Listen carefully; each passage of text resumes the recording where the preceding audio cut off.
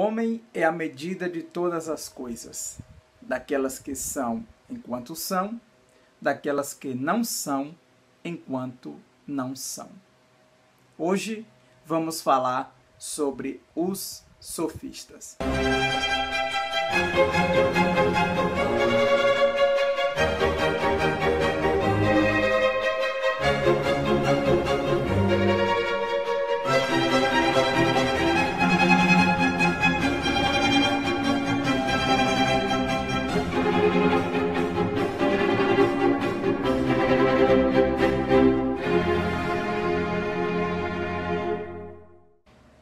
Em primeiro lugar, para falarmos sobre os sofistas, temos que lembrar ou recordar o contexto histórico da época grega na qual eles estavam inseridos. Naturalmente, a Grécia vivia da mitologia. A mitologia fundamentava todo o contexto histórico, todo o contexto humano, toda a relação, toda a organização, toda a estruturação grega da época vinha através da mitologia.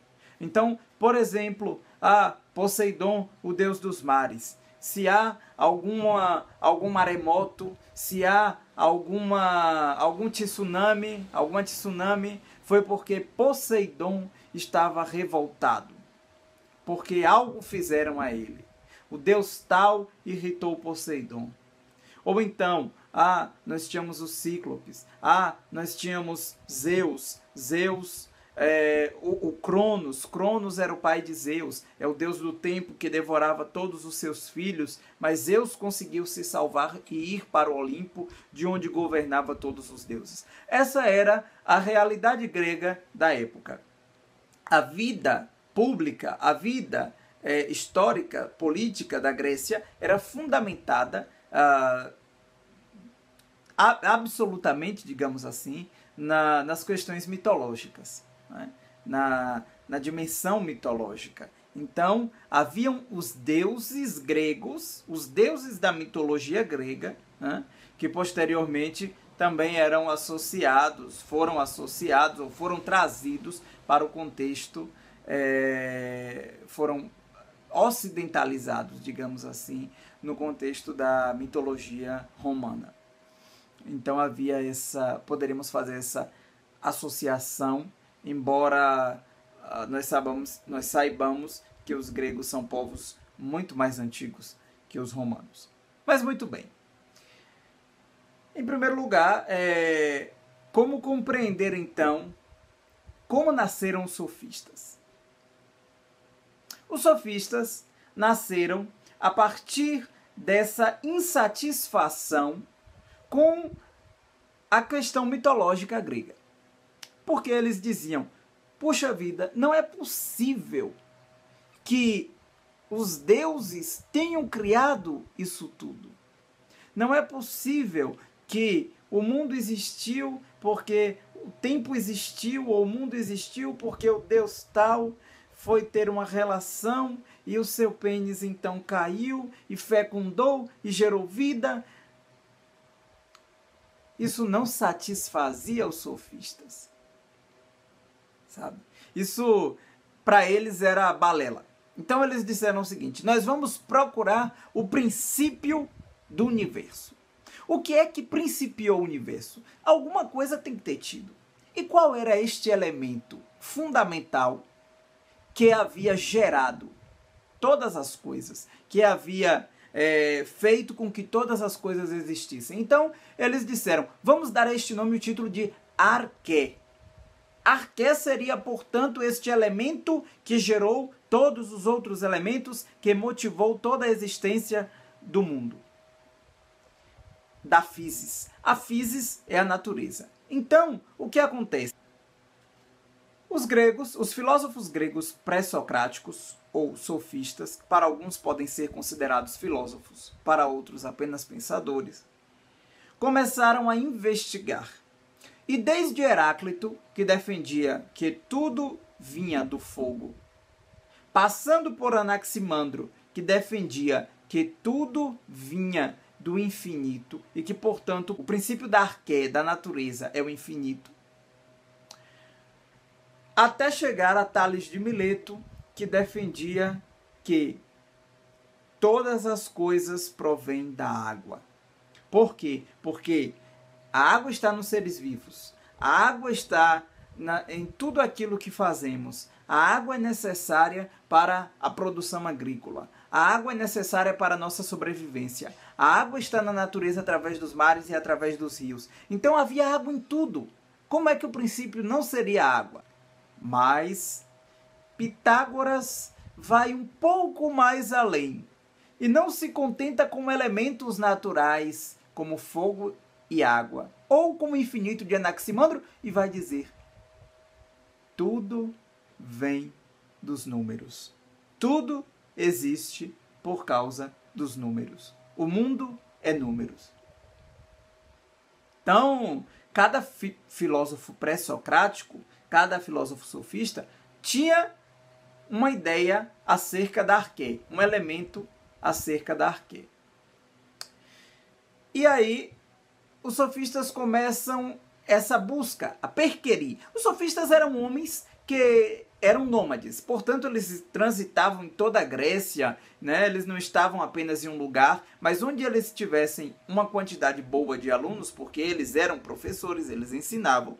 Mas, como eles ensinavam, o método de educação dos sofistas é muito interessante. Eles ensinavam para a moral, sim, ensinavam para a ética, sim, ensinavam para a vida política, sim, mas também ensinavam a arguir, a argumentação, a boa oratória, a retórica era fundamental para eles, porque você iria convencer através da retórica. Então, o seu trabalho era em troca de dinheiro, em troca de bens. Eles ensinavam a arte do discurso, a arte da retórica. Porém, embora sendo tão dedicados ao seu trabalho e embora dando esse primeiro passo para o filosofar, para o pensamento filosófico, não pensem vocês que tudo aquilo que os sofistas ensinaram foi bom, porque não foi. Os sofistas também trouxeram uma carga negativa para o pensamento filosófico, ou talvez eu não diria ainda uma carga negativa, mas eu diria uma forma diferente de pensar, até um tanto quanto prejudicial, para o pensamento filosófico ou para o pensamento humano que voltou a ser ressuscitado a partir do século XVII, que é o relativismo. Então, a relativização da verdade, a subjetivização da verdade, esquecendo a necessidade de uma verdade universal, de uma moral universal, de uma ética universal. Então, todo o pensamento sofista, embora ele colaborasse para a construção do saber filosófico, mas ele também teve os seus aspectos negativos. Não foram apenas pontos positivados pelo pensamento filosófico, mas também pontos negativados pelo pensamento filosófico através de Sócrates, de Platão e de Aristóteles, como nós veremos mais à frente. Certo?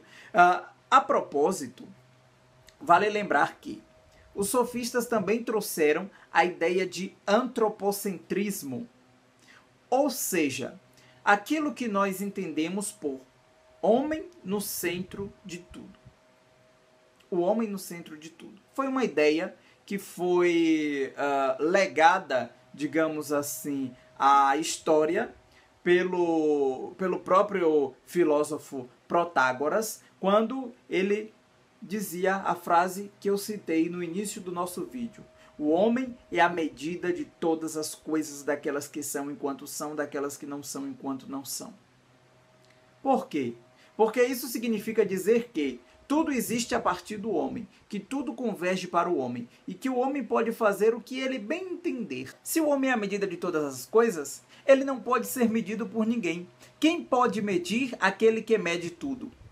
Então, as leis, a ética, a moral, elas são todas relativas. Por quê? Porque elas não podem impor para o homem uma forma de ser. Elas não podem impor para o homem uma forma de pensar, já que ele mesmo é a medida de todas as coisas e que ele pode medir tudo, inclusive aquilo que é bom ou não para ele.